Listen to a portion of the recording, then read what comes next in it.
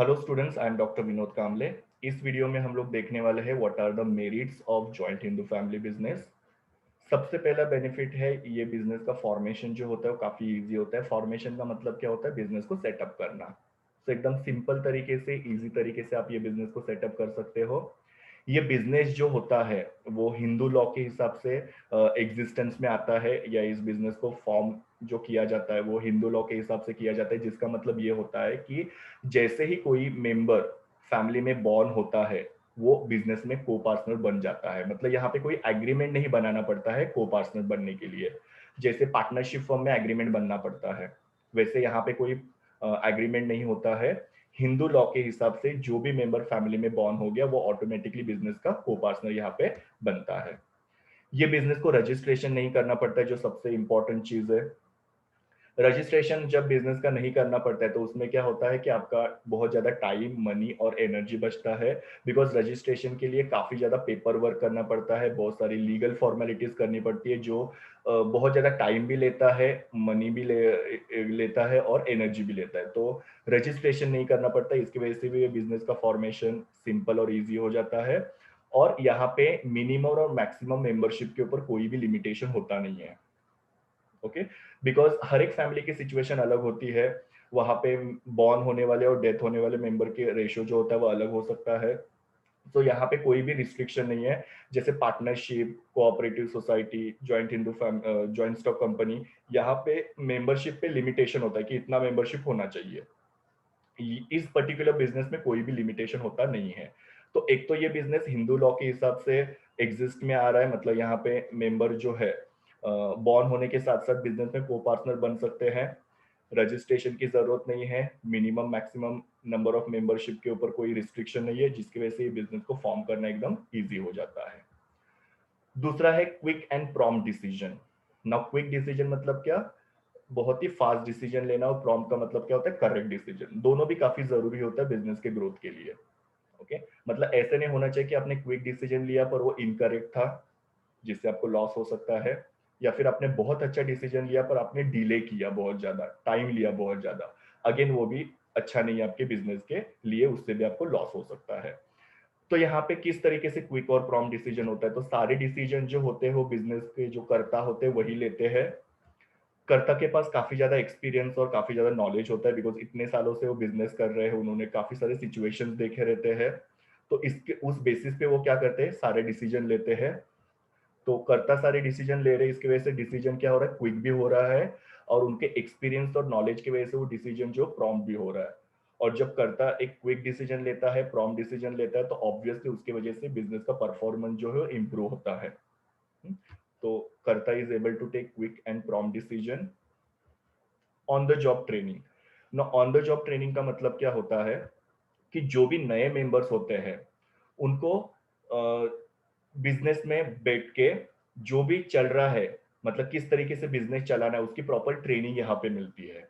जैसे कि एक अगर suppose joint Hindu family business है, उसके अंदर दादाजी काम कर रहे हैं, चाचा काम कर रहे हैं, पापा काम कर रहे हैं।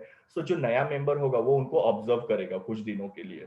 वो देखेगा कि किस तरीके से ये लोग कस्टमर के साथ डील करते हैं, बैंक के साथ डील कर सकते हैं, सिचुएशन को किस तरीके से हैंडल करते हैं, कैसे सब चीजों को प्रॉपरली मैनेज करते हैं। वो देख देख के वो नया मेंबर जो है वो क्या करेगा?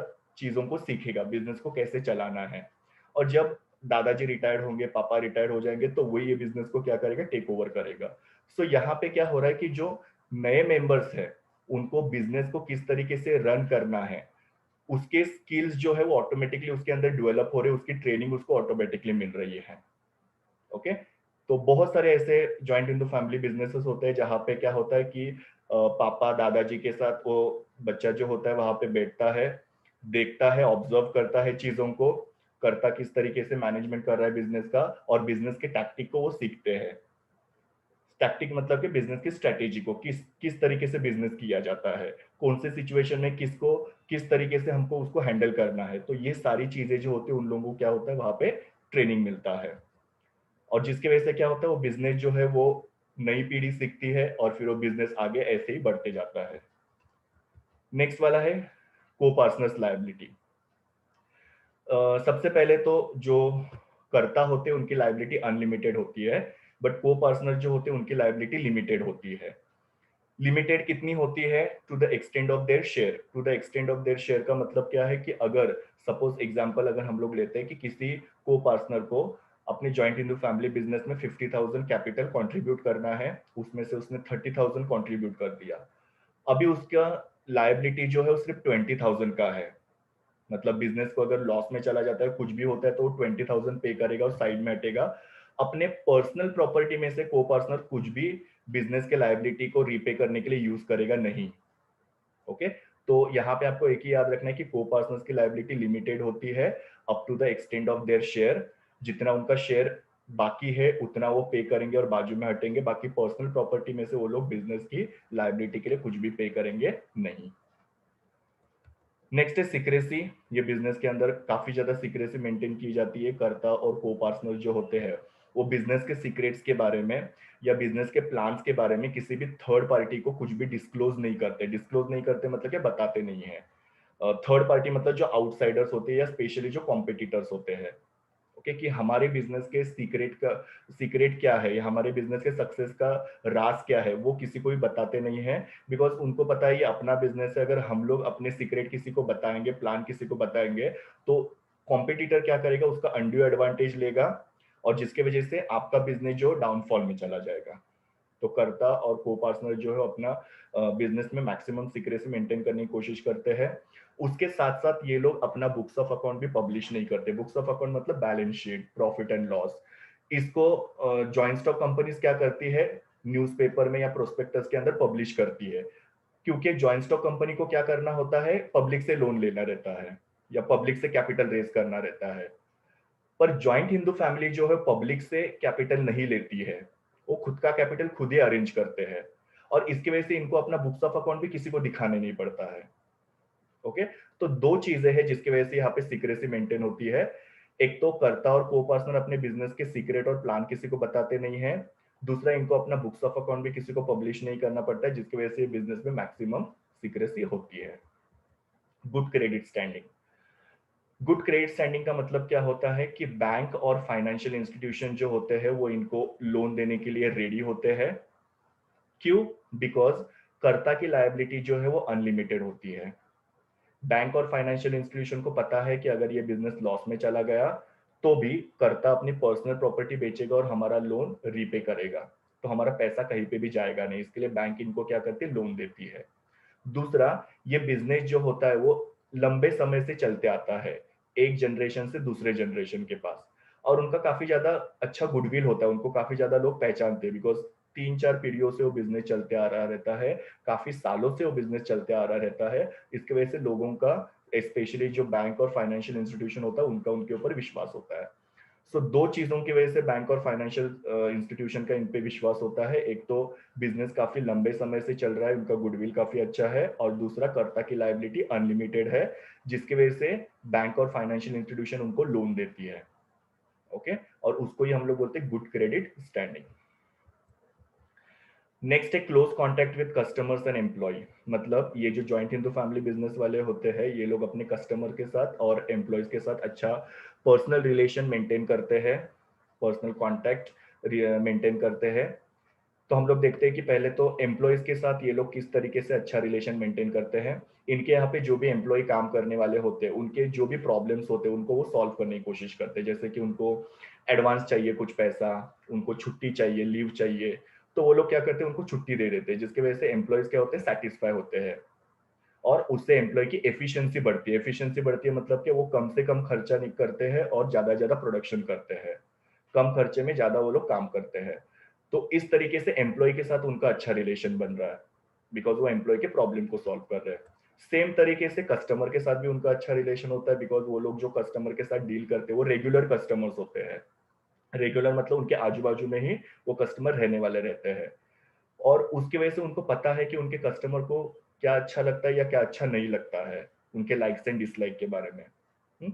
और वो कस्टमर के लाइक्स को क्या करते हैं, ध्यान में रख के उसके लाइक्स को फुलफिल करने की कोशिश करते हैं, जिससे कस्टमर भी हैप्पी होते हैं। जैसे आपने देखा होगा कि आप किसी पर्टिकुलर शॉप में हमेशा जाके कोई गुड्स परचेस करते हो, तो उनको पता रहता है कि आपको कैसी चीज चाहिए रहती है, तो वो आपको फटक से वो चीज देते हैं जिससे आप हैप्पी हो जाते हो। यहाँ पे वही है कि वो लोग रेगुलर कस्टमर के साथ डील कर रहे हैं, they know what there customer want, तो कस्टमर के नीड को जब फुलफिल करते हैं तो कस्टमर सेटिस्फाई होते हैं, जिससे कस्टमर की लॉयल्टी बढ़ती है। कस्टमर की लॉयल्टी बढ़ती है मतलब क्या, कस्टमर आपके प्रोडक्ट को बार बार खरीदी करते हैं, जिससे आपका सेल बढ़ता है। तो वो लोग कस्टमर के साथ भी अच्छा रिलेशन रख पा रहे हैं और एम्प्लॉयज के साथ भी अच्छा रिलेशन रख पा रहे हैं, और ये दोनों जो है चीजें, वो क्या करती है, बिजनेस के ग्रोथ में हेल्प करती हैं। और लास्ट वाला है, ये बिजनेस काफी ज्यादा फ्लेक्सिबल होता है। फ्लेक्सिबिलिटी का मतलब क्या होता है, सिचुएशन के हिसाब से बिजनेस में चेंजेस करना। क्या क्या चेंजेस कर सकते हैं, तो ये बिजनेस को आप चाहिए तभी एक्सपैंड कर सकते हैं। एक्सपैंड मतलब क्या, आप बिजनेस को बढ़ा सकते हो। आपको ऐसे लग रहा है कि ये बिजनेस ये एरिया में बहुत अच्छा चल रहा है, अभी हम लोग और एरिया में इसको ट्राई करते हैं, तो you can take your business to the other area, that is called as expansion. आपको अगर ऐसे लगता है कि बिजनेस की लाइन थोड़ी चेंज करनी चाहिए, मतलब ये बिजनेस में ज्यादा प्रॉफिट नहीं है, तो हम लोग दूसरा बिजनेस स्टार्ट करते हैं। जैसे कि पहले हम लोग स्टील का बिजनेस करते थे, अभी हम लोग सोचते हैं कि रेडीमेड गारमेंट का बिजनेस करते हैं, तो you can change the line of business. और अगर आपको लगता है कि बिजनेस अच्छे से नहीं चल रहा है, you can close down the business. तो देखो आप क्या कर रहे हो, सिचुएशन के हिसाब से बिजनेस में डिसीजन ले रहे हो। आपको लगता है तो बिजनेस को आप एक्सपैंड भी कर सकते हो, आपको लगता है तो बिजनेस को चेंज भी कर सकते हो या क्लोज भी कर सकते हो। आपके म्यूचुअल अंडरस्टैंडिंग से एक दूसरे के साथ आप कंसल्टेशन करके, मतलब करता को पार्टनर ये लोग कंसल्टेशन करके बिजनेस में जो भी नेसेसरी चेंजेस है वो लाते हैं, उसको हम लोग बोलते हैं फ्लेक्सिबिलिटी। बड़े बड़े कंपनी में ऐसे फ्लेक्सिबिलिटी नहीं होती, वहां पे अगर कुछ भी करना है, एक्सपांशन, चेंज या फिर क्लोज डाउन, तो उसके लिए उनको क्या करना पड़ता है, मीटिंग्स बुलाने पड़ते हैं और बहुत सारी फॉर्मेलिटीज करनी पड़ती है, जो यहाँ पे होता नहीं है। तो ये बिजनेस एकदम फ्लेक्सिबल होता है। So this was all about merits of joint into family business. Thank you students. Please do like, share, comment and subscribe to my YouTube channel, and also recommend my channel to your friends. We will meet in the next video.